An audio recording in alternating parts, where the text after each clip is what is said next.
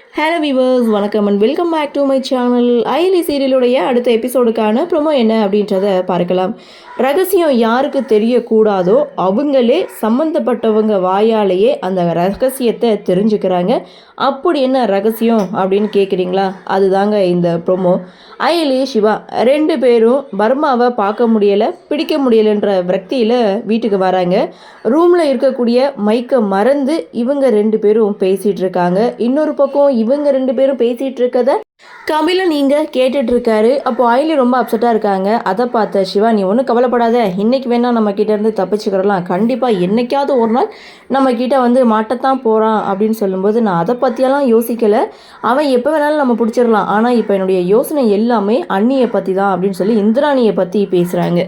So என்னாச்சு அப்படின்னு சொல்லி சிவா கேட்கும்போது, நாம் ரெண்டு பேரும் கல்யாணம் ஆன மாதிரி நாடகம் ஆடிட்டு இருக்கோம், இந்த உண்மை தெரியாமல் அண்ணி நம்ம மேலே டவுட் படுறாங்க.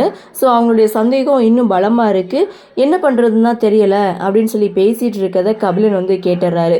ஸோ கேட்டுட்டு, அப்போது உங்கள் ரெண்டு பேருக்கும் இன்னும் கல்யாணம் ஆகலையா, உங்கள் ரெண்டு பேருக்கும் என்ன தைரியம் என் குடும்பத்தை ஏமாற்றிட்டு இருக்கீங்க அப்படின்ட்டும், என் அக்காவே ஏமாத்திருக்கீங்க, உங்களை சும்மாவே விட மாட்டேன்னு கபிலன் ஒரு பக்கம் கோவப்பட, இதோட இந்த ப்ரொமோவை முடிச்சிருக்காங்க. அதாவது இந்த ரகசியம் யாருக்கு தெரியக்கூடாதுன்னு அவங்க காப்பாற்றி வச்சுருந்தாங்களோ அந்த ரகசியத்தை அவங்க வாயாலேயே ஓப்பன் பண்ணிட்டாங்க. இதை கபிலனும் கேட்டுட்டாரு.